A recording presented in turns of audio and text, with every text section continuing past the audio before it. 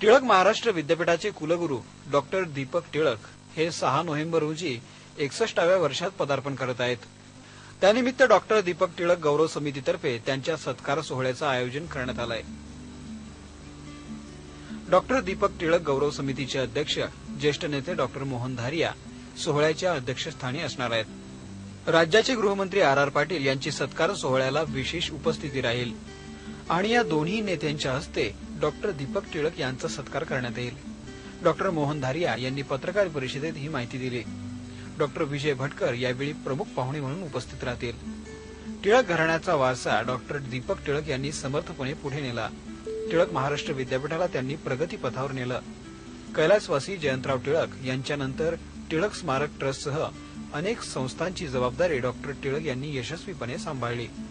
शैक्षणिक, सामाजिक आणि वृत्तपत्र क्षेत्रातील त्यांच्या कार्याबद्दल त्यांचा सत्कार करणं, भावी योजना यासाठी त्यांना शुभेच्छा देणं या उद्देशाने डॉक्टर दीपक टिळक गौरव समितीतर्फे हा सत्कार सोहळा आयोजित करण्यात आला आहे। हा सत्कार सोहळा मंगळवारी सायंकाळी 5:30 वाजता टिळक महाराष्ट्र विद्यापीठाच्या प्रांगणात संपन्न होईल।